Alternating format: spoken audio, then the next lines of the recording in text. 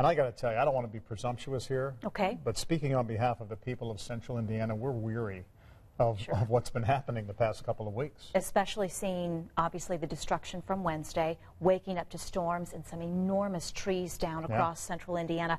I know we don't want any more severe weather. Right now, no warnings in terms of severe thunderstorm or tornado, but we are concerned with some flash flooding, so we're not completely out of the woods yet.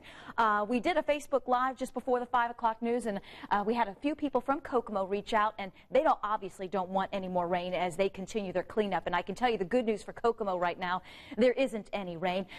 Crawfordsville, some storm clouds are building near you. Plainfield as well. We're live from the SkyTrak 13 Weather Bug Network. This is our most important tool, Live Doppler 13 radar. We want to get you caught up on where the storms are now and where we expect them to go next.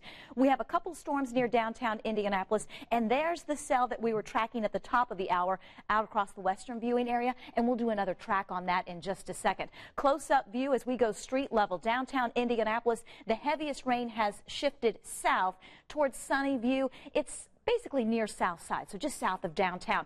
The heavy rain and lightning is on the east side now. Cumberland, near Lawrence, almost to Wanamaker, and this is drifting ever so slowly off to the east and northeast.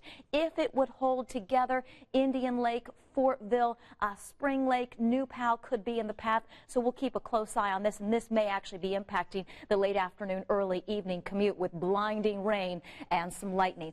To the south of Indianapolis we go. We're picking up a thunderstorm just to the southwest of Edinburgh and Taylorsville, really not moving much, but if it does, it would move northeast in that direction. Some spotty showers and thunderstorms near Martinsville as well. As promised, we want to do a little more analysis on the storms that are leading to flash flooding across the western sections of our viewing area. We have several counties under flash flood warnings.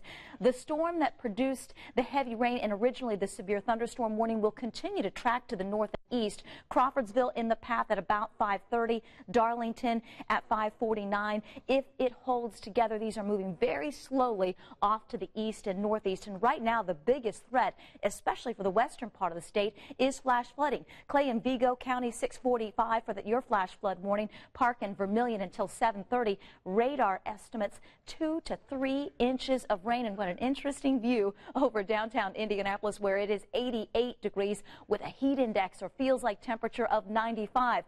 So our high school students at football games this evening, if we're not delayed by a thunderstorm or two, we are going to be dealing with the high heat and high humidity. Temperatures stay in the low to mid 80s. Future Track 13 shows the majority of the showers and thunderstorms falling apart as we lose daylight. Still that potential for some severe weather, not only tonight, but as we get into the start of the weekend. How about the timeline for Saturday? Much like the last couple of days, these will pop up and then fall apart, but we keep storm chances in the weekend forecast, not only Saturday, but Sunday as well. So one of those weekends you're going to want to check back with us or take us along with you. 88 degrees tomorrow afternoon, 90 on Sunday. This warm, humid, unsettled weather pattern will last through the early part of next week.